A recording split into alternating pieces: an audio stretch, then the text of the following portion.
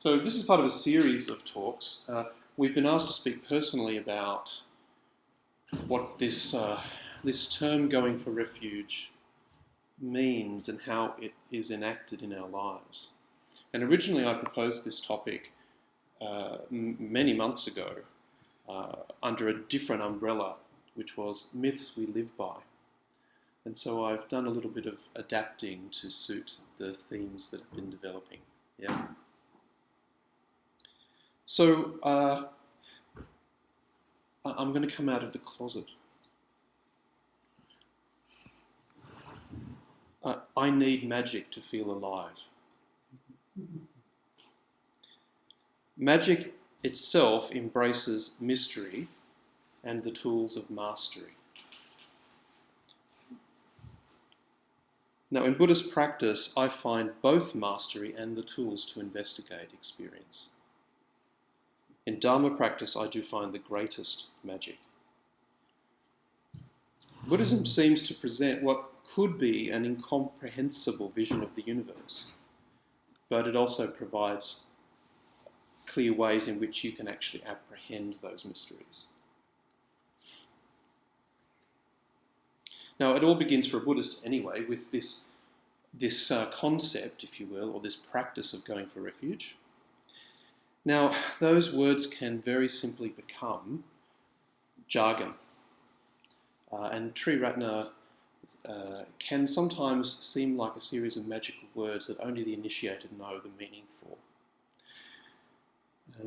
It can become a word or a phrase that we just repeat mechanically. A thing we say we do, but do we actually do as we say? Is it a token gesture? But I think there's a lot more in going for refuge that we sometimes lose. It is an act of daily transformation, to be going towards something other than what is. So in this session, I'm going to examine going for refuge in terms of a specific question that I ask myself probably not enough. And that question is simply this: how do we keep the practice alive, relevant, and an effective source of change? The answer I give, which may not be the answer you have, is magic.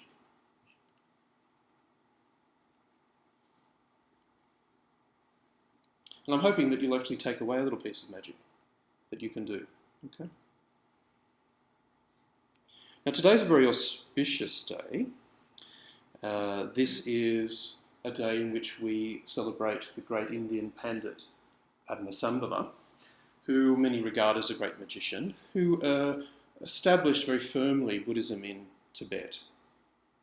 So that's the image we have of him on the shrine at the moment. Another great magician in the Tibetan tradition is Milarepa on the right, who I have a strong affinity for. He was a ritual magician, an actual sorcerer. And I'm going to explore the difference between magicians and sorcerers shortly. And he also realised that there is a greater magic than the dark arts and sorcery. And for him, it was also Dharma practice. So this evening, I hope you'll come along to the Padmasambhava Puja and touch a bit of the power of the great Guru. Now, I'd like to explore some things about magic. I'd like to do a bit of definitional work, which might surprise you. There's a way that you can hear magic talked about, particularly today in contemporary society, where magic is presented as a kind of therapy, an allegory for therapy. You hear people talking about things like, taming your demons. Your practice is about, meeting your demons, taming your shadow, encountering your dark habits. There's almost this sense of therapy as being magical. You get things like transforming energies. These are phrases you hear sometimes. And it's almost like we have to dress up therapy as being something a little bit more mysterious. I don't think they're the same thing.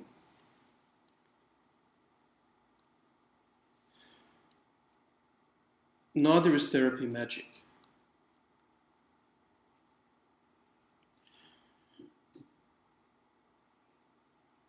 one of the things that can happen is, and I know this personally, having had many years of therapy myself,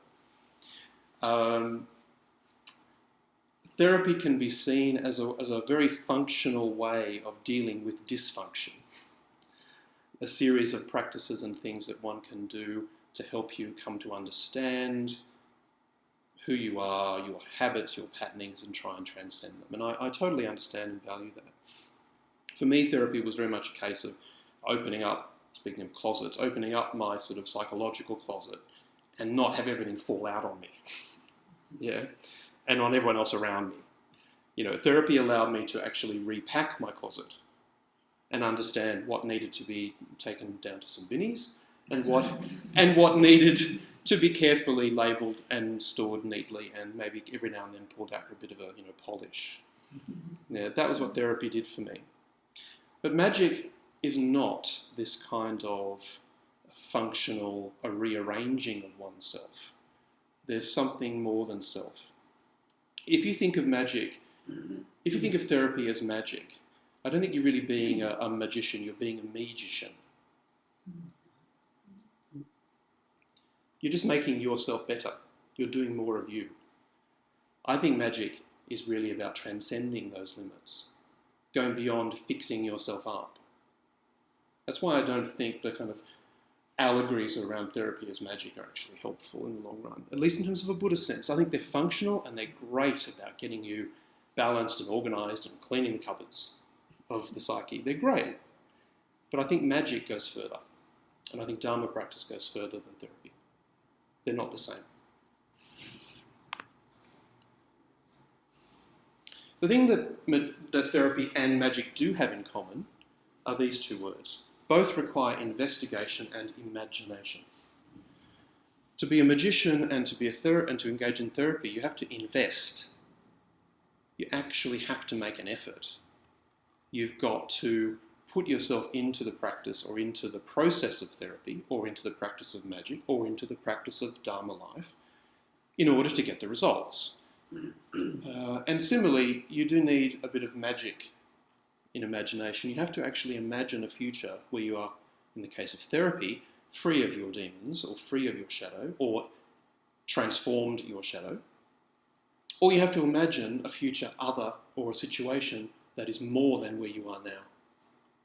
In a Buddhist sense, you need to imagine the enlightened mind and draw yourself closer to the enlightened mind. Now, I'm going to come back to this idea of magic because I love a bit of etymology. Etymology can be fun. Okay, if you're a bit of a train spotter. I suppose I'm a bit of a train spotter when it comes to this stuff. The 14th century word magique actually refers to hidden natural forces. I think that's really important, hidden natural forces. That in turn comes from the Greek, magos, one of the learned class, those who have wisdom. Yeah. Magi is in imagination. And magi also is in the biblical magi, the three magi, that's three wise men that we might sing about with myrrh, frankincense and gold, that's right. But they all come from the ancient Persian. They all actually come to us from the ancient Persian. Magush, meaning to be able. Yeah. So a magician is one who is able, capable. Yeah.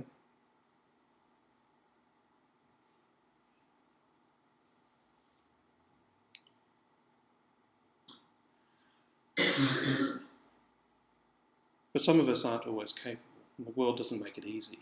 As Lev Grossman puts in his novel, most people are blind to magic. They move through a blank and empty world. They're bored with their lives and there's nothing they can do about it. They're eaten alive by longing and they're dead before they die. It's a bit unrelenting, that one. Can anyone relate to that experience?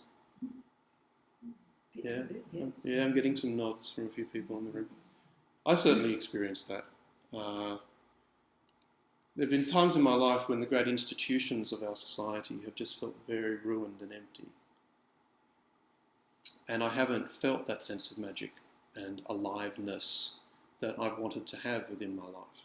And perhaps you can relate to that sense of grey and ruin. And there have been times when I felt dead. Yeah. Now, completely changing the scenario, growing up as a child, the things that drew me towards mystery and drew me towards wanting to be better was always sort of archetypes of the magician. My favourite picture book, which I still have to this day, and I forgot to ask Manichita, who's here, I forgot to ask you if you'd bring it along. It's an ABC of children's names. And as a child, this page just captured me in a way that I can't describe. You know, Dr. Seuss didn't quite do it for me in the way that this actual picture did. So this is Oliver, O for Oliver.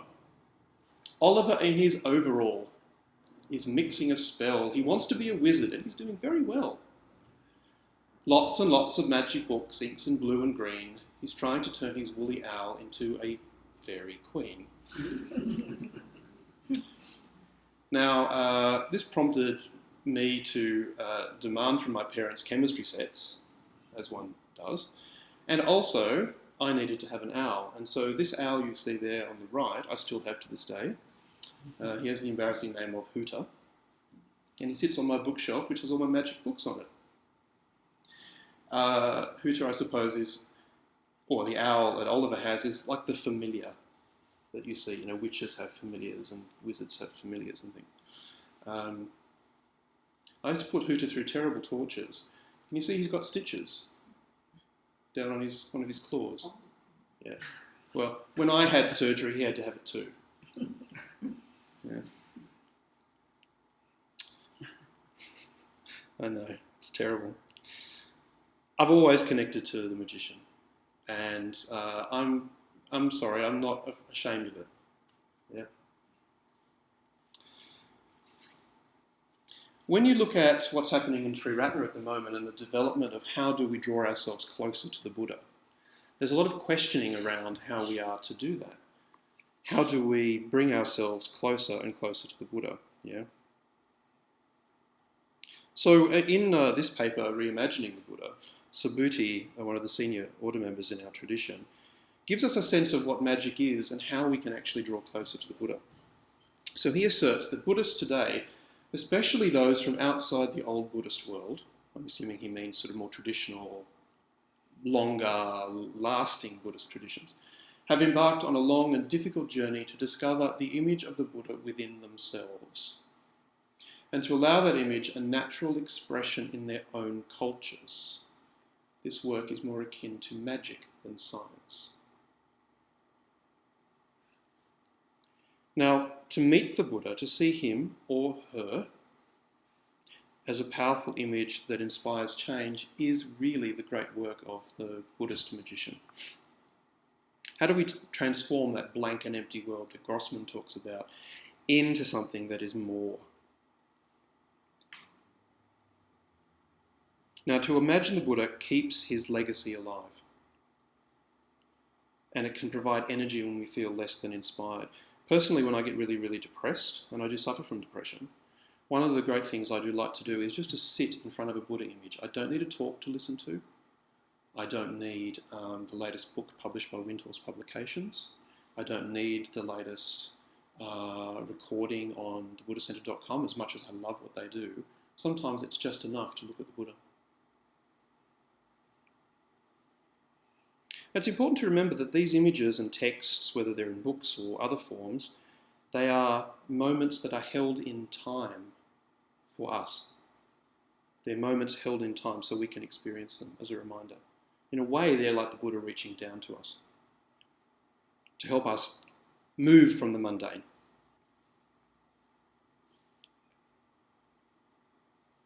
I'm going to come back to this idea of natural expression in their own cultures, and I'm going to be quite provocative. I want to suggest an alternative image for the Buddha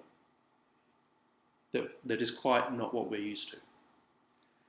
But first, I'm going to go to an early text. Now, when we think of images of the Buddha, we might imagine this sort of image of the Buddha here.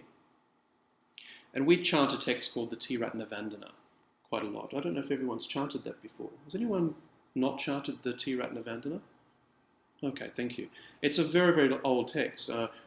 People who've been to India and been on pilgrimage, it's quite fascinating when you're walking around and you might be chanting, but you hear Bengalis chanting it and you hear other traditions chanting it with their own inflection. It's like one of the oldest homages and praises to the Buddha. But there's another one that comes from a teacher called Aspaghosha. And he has this very long text called the Acts of the Buddha. And in it, he lists names for the Buddha. I'm going to ask you to do an activity with me. I'm going to ask you to do a reflection activity with me. I'm going to put up the words that come from this text, and I'd like you, if you would, to listen for the ones that have resonance for you. Now, resonance isn't, oh, I like that, that's a nice name. Resonance isn't necessarily, oh, that's really interesting, I must find out more about that. Resonance, in this case, is more of like a, ooh, ooh, that's, ooh. Okay? Like an ah, if you will. Yeah?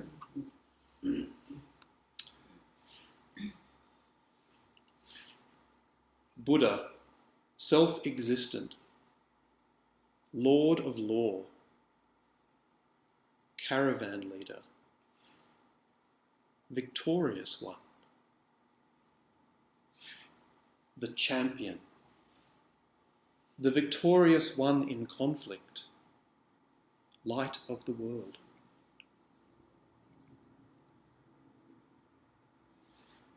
The Lord of the world, the consoler, the loving regarder, the hero, the master giver of Dharma, the teacher, master of the Dharma, illuminator of the knowledge of true wisdom, the dispeller of the darkness of ignorance.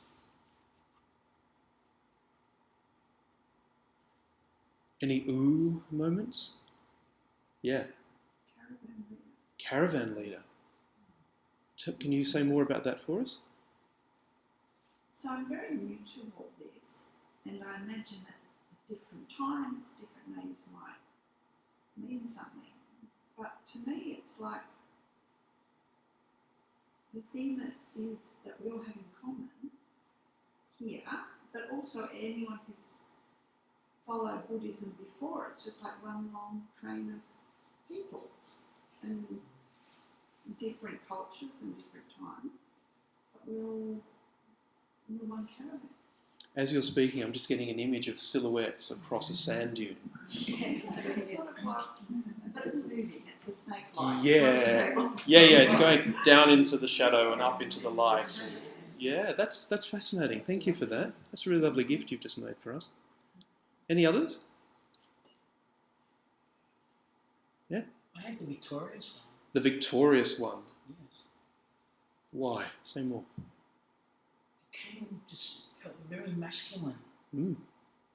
Yeah. And I had more than one as well. Yeah. That's all right.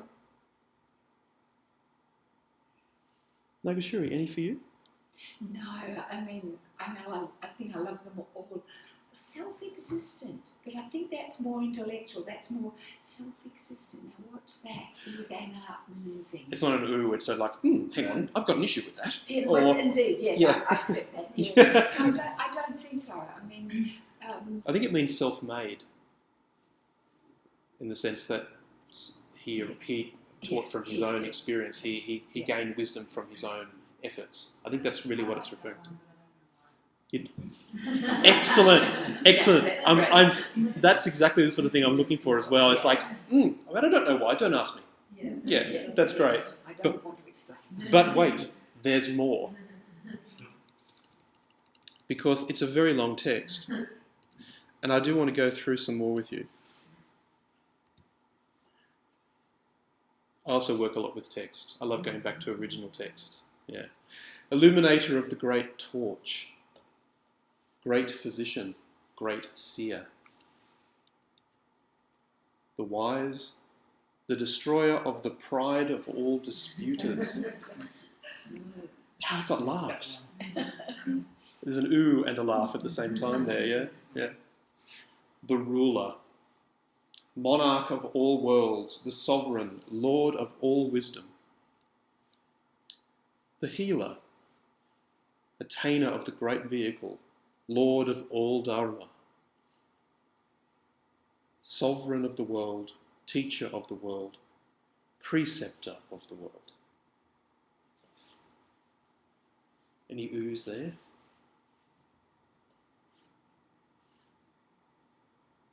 Sagradi, any for you? Oh, I responded to light of the world. Light of the world. Yeah. So that this world does not grow dark. So that this world does not grow dark. Thank you. Yeah.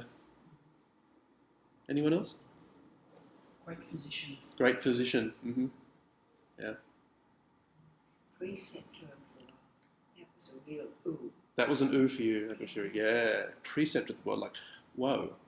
When you think about those of us who are ordained in the room, that sense of you sitting in a space with your preceptor, it's almost, I got a resonance there of, me and my preceptor, who is acting in the role of the Buddha, if you will.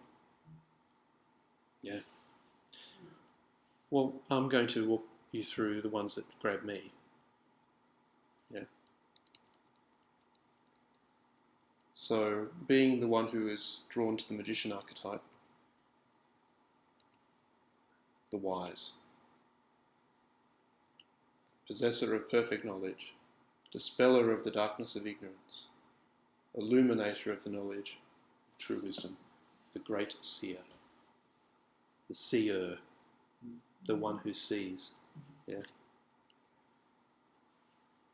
All of these fit rather nicely into what we call the archetypes of the collective unconscious.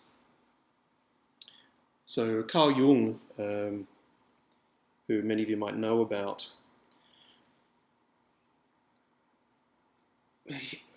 he came up with a great number of these archetypes, 12 in fact, that represent aspects of mind and of culture and of personality. These are four that are quite common. These are often regarded as the four main sort of masculine archetypes, and I don't mean just for men. The king, the magician, the warrior, and the lover. And I've just taken a few of those different epithets of the Buddha and placed them close to those. So you can see the consoler, the loving regarder, I've placed with the lover. I'm not suggesting the Buddha was a romantic lover in that sense. I'm looking at more metaphorically here.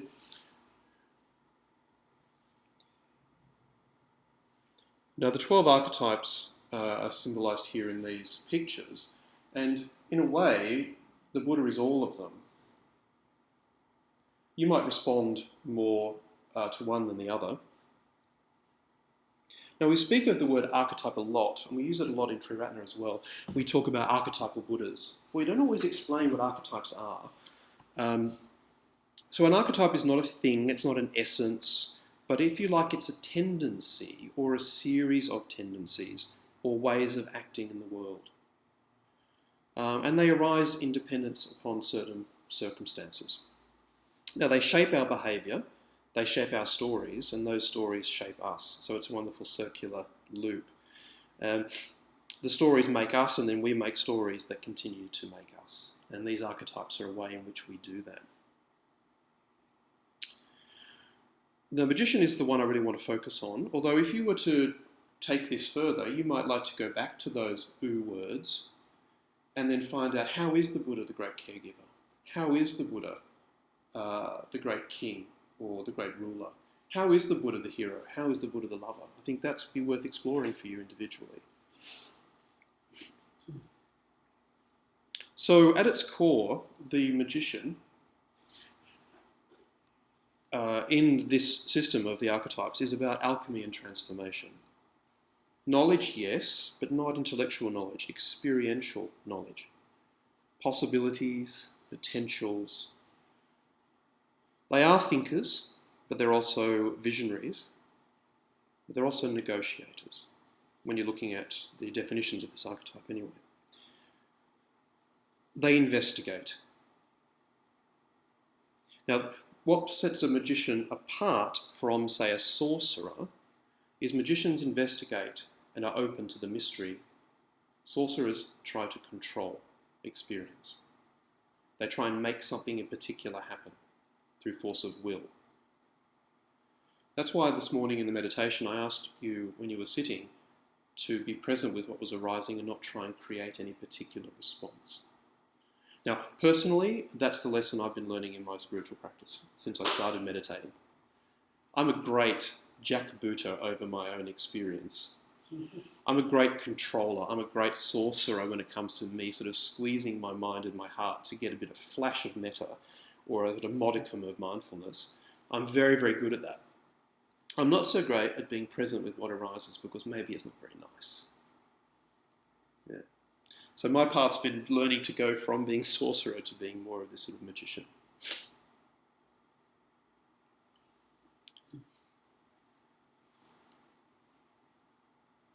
So the magician investigates with no desired outcome.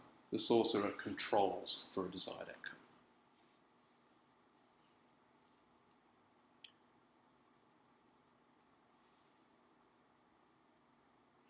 Now, I'm going to be suggesting to you an alternative image for the Buddha that comes, I suppose it's a desire to create a new myth, a new mythic response to the Buddha. Now, Sangharakshita in the Bodhisattva ideal asks us, how as Western Buddhists, do we engage in the creation of myth? On the one hand, we have the whole Buddhist tradition together with the mythology of Western culture to inspire us. On the other, we have so much theoretical knowledge getting in the way of that inspiration. The creation of myth will depend on our own very deep feelings and profound aspirations. Now, for many, the traditional representations of the Buddha don't speak to them.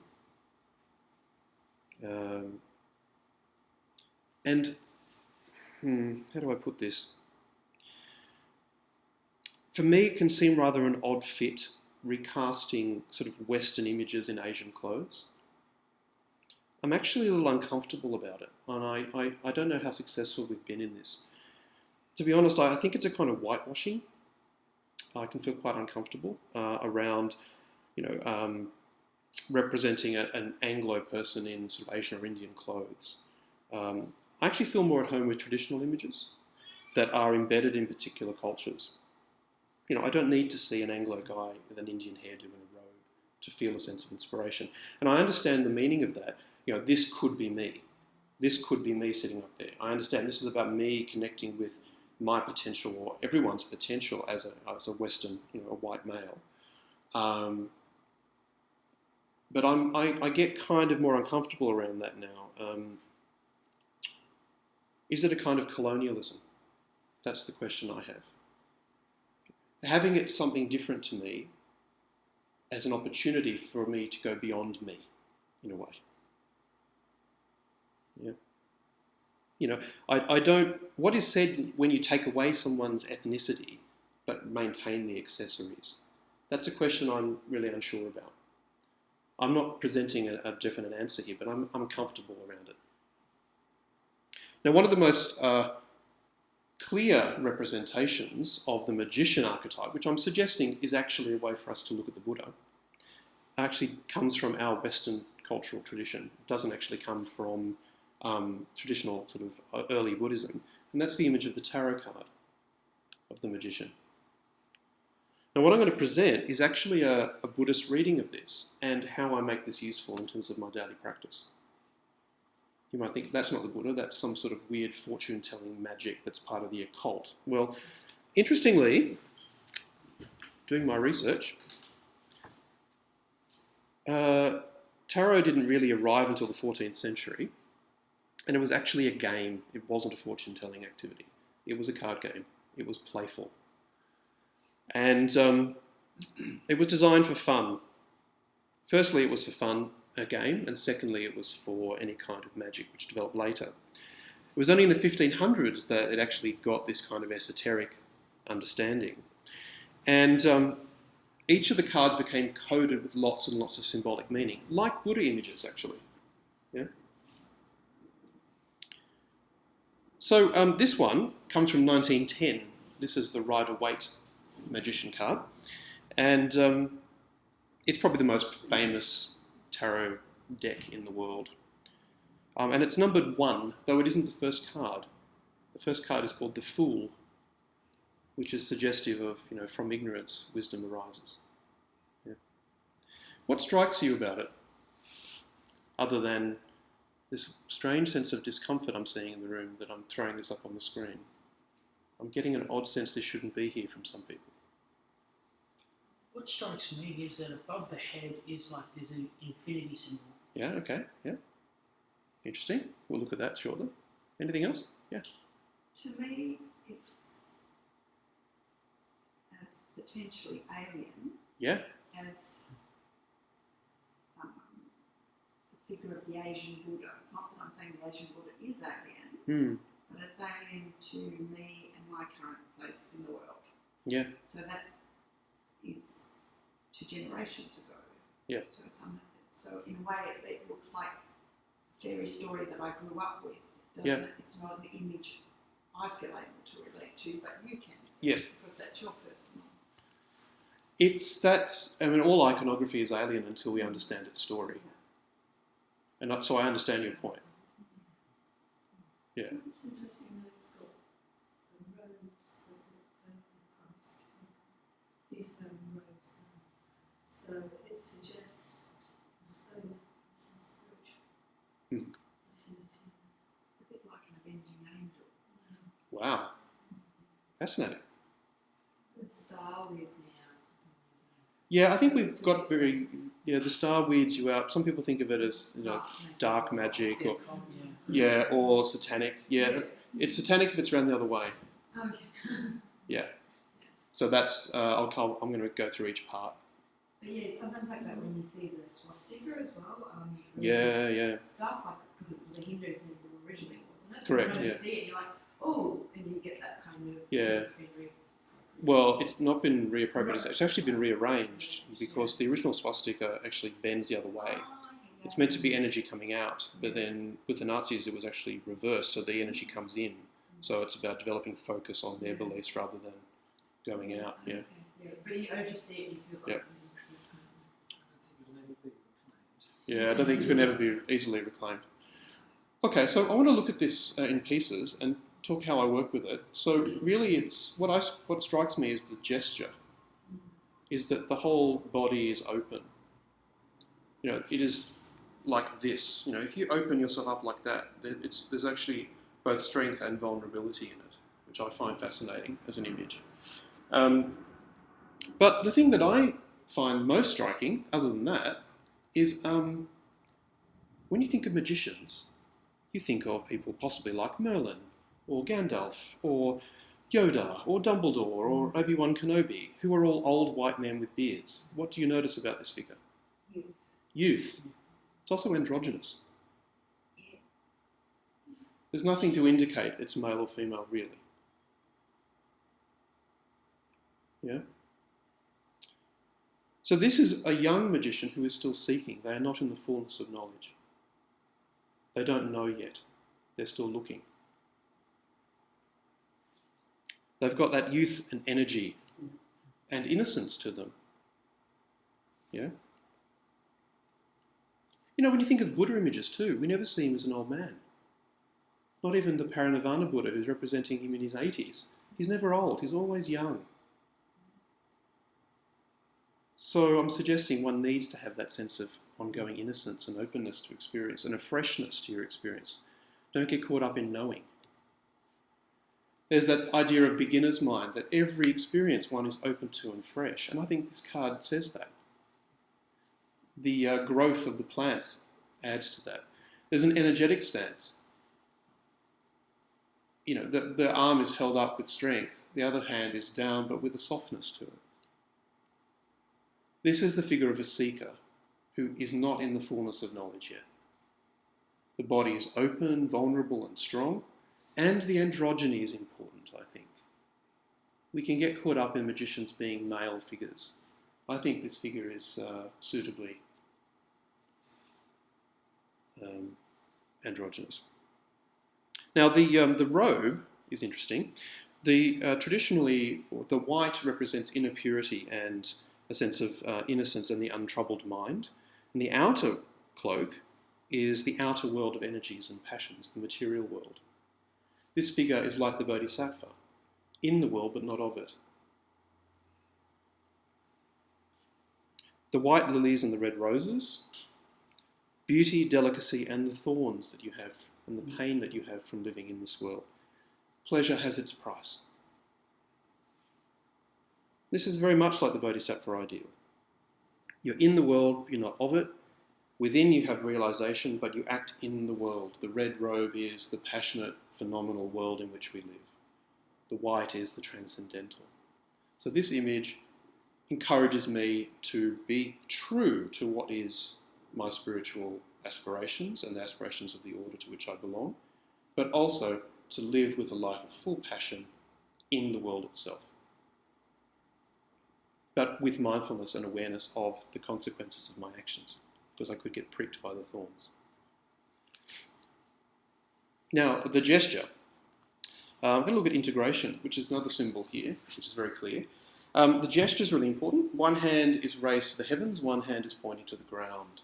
So the higher and the lower are united through his action. Yeah. He wields the wand in the right hand, which itself is a straight line connecting 2 points. The higher and the lower connected. The other hand points to the earth. This reminds me a little bit of the Vajrayana in the Vajra. The idea of the Vajra being a unification of the skillful, the unskillful, the above and the below. Now the belt, you probably can't see the belt very well, but it's actually called an Ouroboros. Has anyone heard that term before? Ouroboros? Actually, we'll come back to that. Ouroboros is the snake that eats its own tail. Yeah? Now it comes from the Greek, and it's probably one of the most Buddhist symbols in the whole image. What it actually stands for is self-reflexivity. It's really hard to say. Self-reflexivity, introspection, and that idea of constantly recreating oneself in this moment. That idea of constantly recreating itself. A bit like the phoenix. Yeah? That idea that one is actively an agent in the making of one's own direct experience. This is very Buddhist. We are constantly looking at our experience. We are a heap of things that come into being and they pass away. And our actions of mind shape who we are as much as our actions of speech or body. So, how do you be a magician? I'm going to give you a hint about how to be a magician. Yeah? Sagradi, this picture's for you.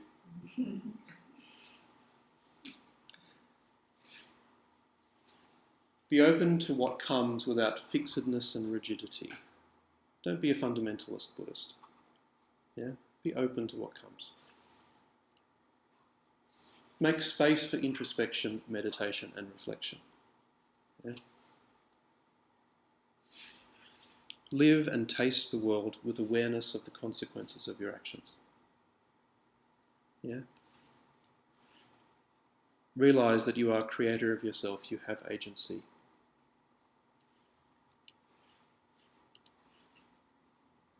Act from your highest aspirations right here in this and every moment. But, rather than getting all selfish, it isn't all about you. Help others to be the best they can be. Magicians are always the ones who guide Arthur to become the king, who guide Harry to become the defeater of Voldemort. Yeah? Yeah? Yoda to help Luke carry rocks and levitate things and become a Jedi. So, you don't just do it for you do it for others. The magician always does it for others. Now we're heading towards the magic, right? These are the tools of the magician. And I'm going to teach you some magic very, very soon. So on the table are these objects, including the evil-looking one that Laura mentioned. These actually represent 5 of the 6 elements as we see them in Buddhism. Yeah. So starting at the bottom, the pentacle was originally a coin, by the way. It was originally coins. Yeah. It represents the earth element that exists within our body. All that is of cohesion and stability. The bones, the hair, the fingernails, the matter of your body, the hard matter of your body, if you will. That's the earth element. It's also the rocks, the trees, the floor, the Buddha statue, the glass in the mirror, in the windows, that hard stuff. The chalice is obviously a container for liquid. It's not meant to be the Holy Grail. The chalice represents water and that sense of undulation and flow. Things moving from one state to another with a sense of effortless flow. Okay? We can have that experience, and we'll come to that shortly. The sword is a symbol of fire, heightened, I think, by its triangular nature. And that's that sense of radiation, things that rise up, like a flame rises up, and also a flame dies down to being embers. We can be passionate and driven, and then things can cool. That sense of radiating energy and rest. The staff, which is there, sometimes a wand, is the air element, and that is also a kind of rising and falling, but it's also an expanding. So that idea of vibration is peaks and troughs, peaks and troughs, peaks and troughs, peaks and troughs, peaks and troughs. The table or the altar on which it's placed is a way of seeing the space element upon which all of those other things arise. You can't have these things unless there's a space for them to be in. Yeah? And they're arranged there on the altar, close to each other, but there's generally space between them. Now, the 6th element is not present in the picture, but is present. And that's the capacity for you to actually perceive them. Your mind and consciousness allows them to exist. You possess the 6th element in being able to perceive these. They don't exist without that.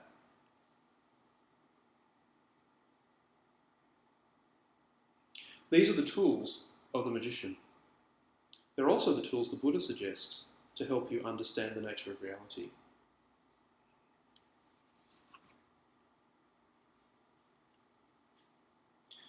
The Buddha in the Dhatu Vibhanga Sutta, which is called Analysis of the Properties, makes it really clear. And this is just the section on the earth element. It's repetitive for each of the elements. The earth element is anything internal within oneself that's hard, solid, and sustained by craving. Now, both the internal earth property and the external earth property are simply earth property. And that should be seen as it actually is present with right discernment. This is not mine. This is not me. This is not myself. The fact that I have bones and the fact that the wall is hard is just earth. And he goes through each of the elements and basically offers the same thing. That it should be seen as it actually is present. Now, in our order, you can be taught the 6th element practice, which is a meditation and reflection, that is an insight practice, if you will, that helps you actually experience your earth element, your water element, your fire element as not mine, not me, not self. It's designed to help you see, like the great seer, into the conditioned nature of experience. At the moment, it's the meditation practice I do most.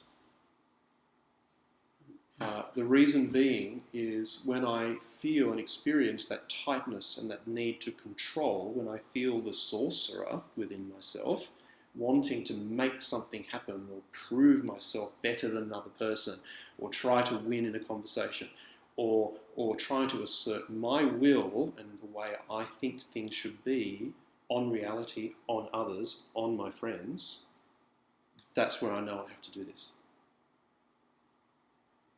Because my wishes, my being a magician, if you will, that holding to my view is like the earth element of my mind. And I have to release that. And so I go for refuge to the Buddha because he taught me this. He taught me the very thing that gives me relief from that sorcerous nature. But, and this is where the magic comes in, I'm going to teach you. You don't have to just use the elements to gain insight and to unpack your ego. You can actually use the elements, you can become more aware and go into the elements as a samatha practice, as a way of actually stilling, calming, concentrating and increasing your awareness, rather than just seeing them as a kind of insight practice. And I'd like to guide you through how you might do that.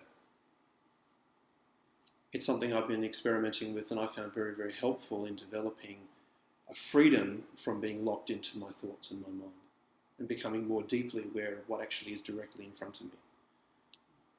So if you're willing to do that, I'd like to guide you through that. Okay? There will be images on the screen, but you don't need to look at them. So I would encourage you to establish a kind of posture, a meditation posture. If you want to watch this again, you can go to my YouTube channel and you can see the pictures.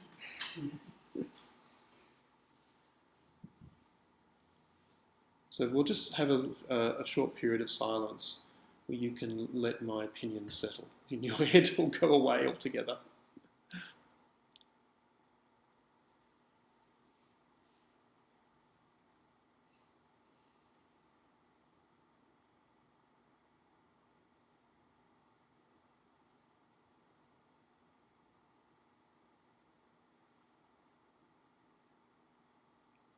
Okay, so we'll begin.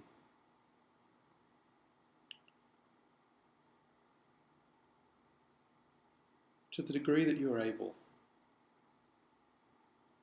I'd like you just to become aware of the quality of your mind.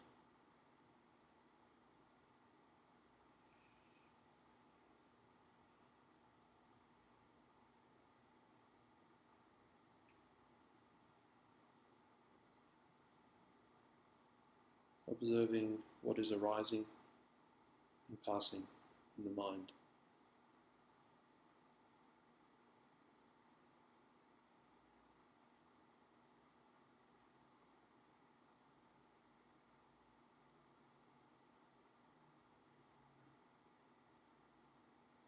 Is it open?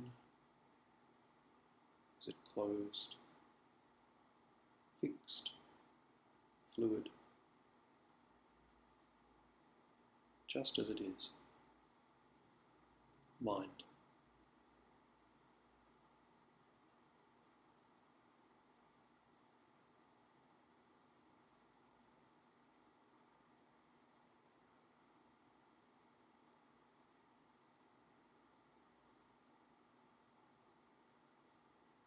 Is it changing? What holds the mind?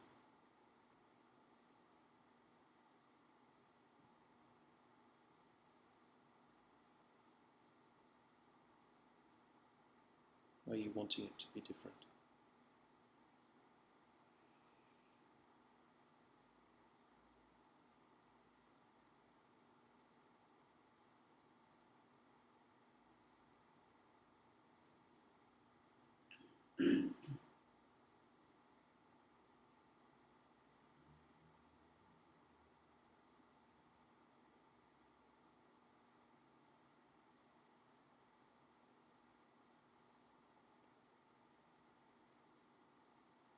I invite you to broaden your awareness now. Broaden your awareness to the boundaries of your physical being.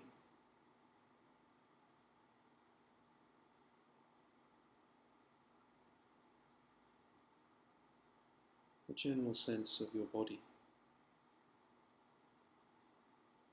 seated in this space.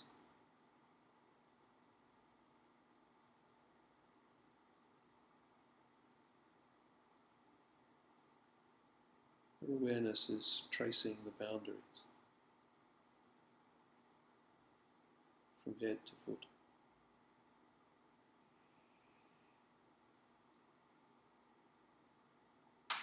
Allowing what arises to show you the boundaries.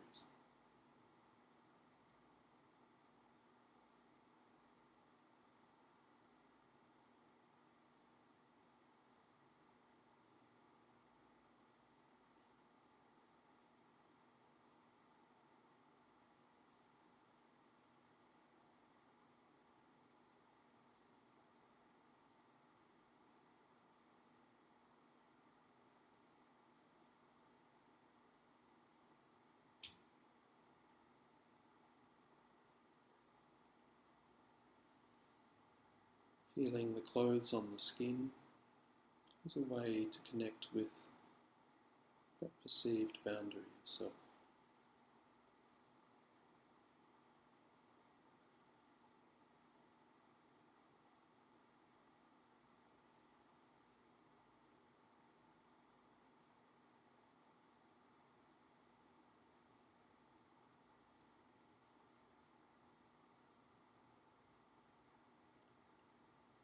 And that boundary may become more acute as you breathe in, feeling the movement of clothes, internal movement,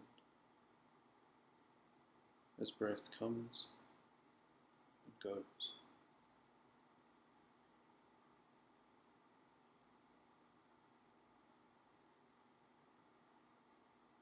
The motion of the breath.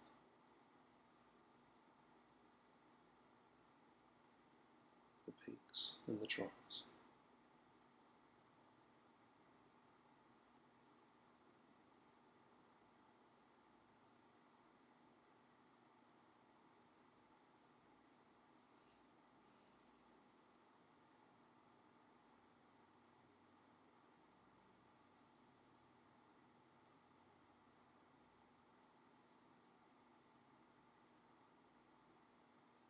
Feeling the location of the breath as it really is without effort or control. Where is this breath?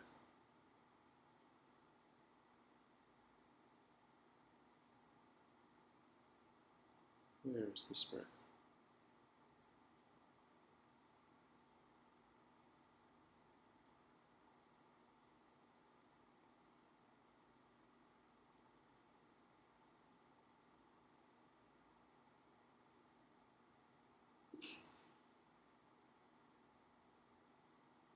Is there a temperature to this breath?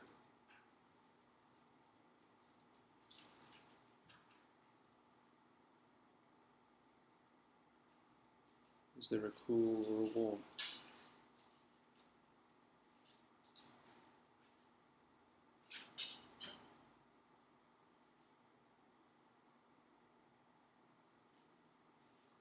More broadly, is there a temperature you can experience elsewhere in your body? Your toes cool. Open up to the sensations of temperature.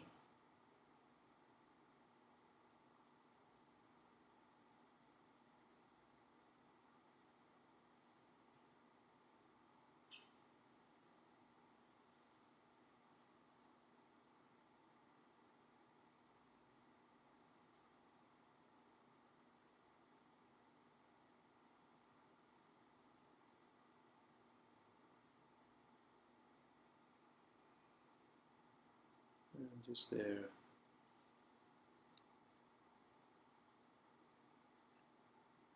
a shifting flow of temperature experience?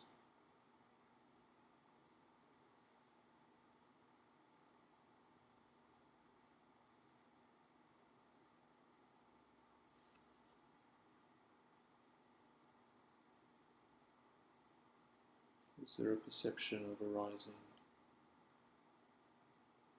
and passing?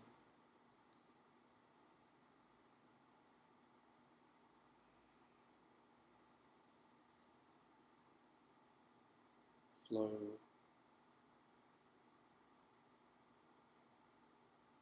like a wave, breath in, breath out. and cool flow.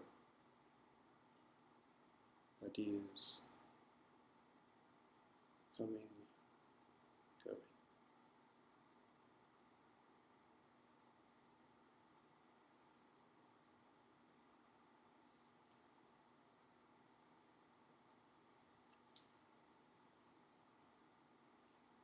Now, are you able to contact a stability,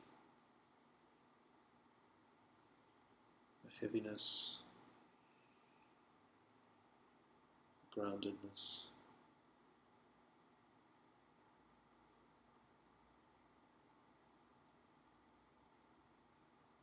Where is the earth, the stability present?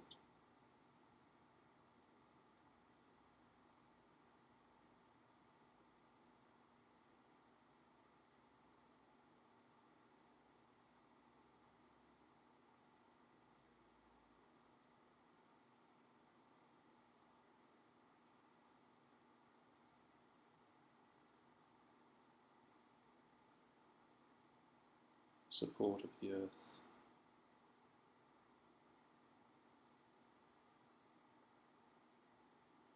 And now we move from the earth, that which is solid, supportive,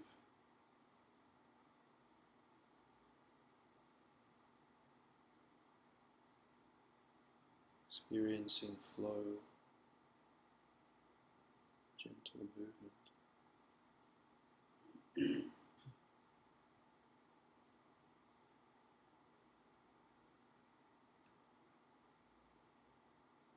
Temperature,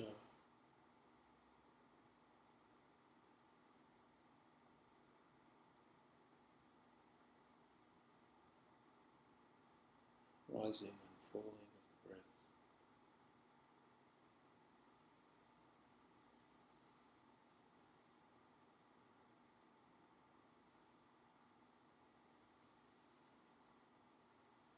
The boundaries of you seated here in this space.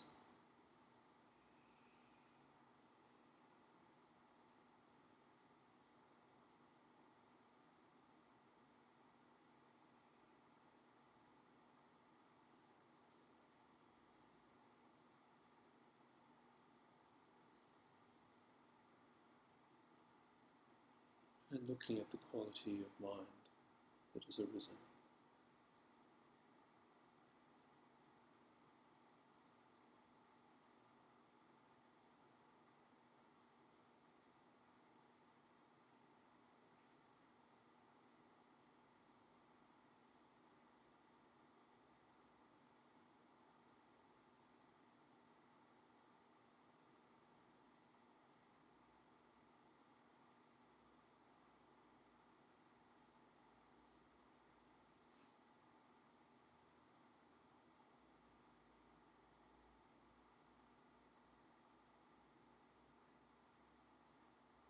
And then when you're ready,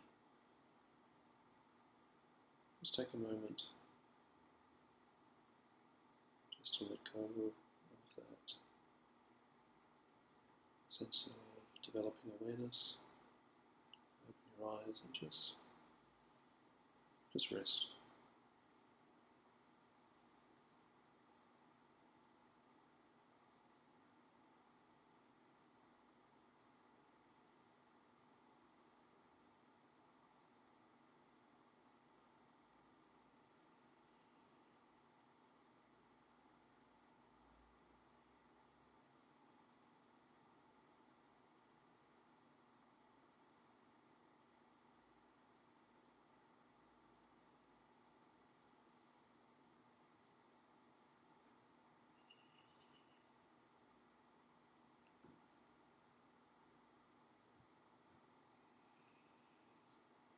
So I go to Refuge, to the Buddha as the magician, the seer, the wise, and the dispeller of the darkness of ignorance.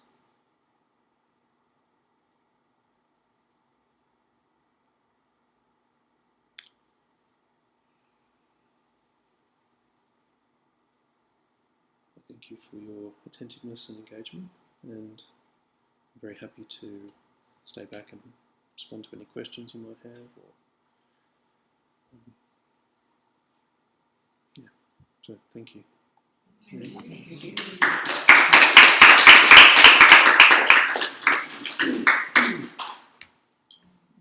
next week, Prakashika will be talking about her experience of going for Refuge. I love the fact that the colour, the magician that you started with was all over the place, and now it's all in a rainbow. And it all beautifully. If you didn't see the images, I'll just show you them.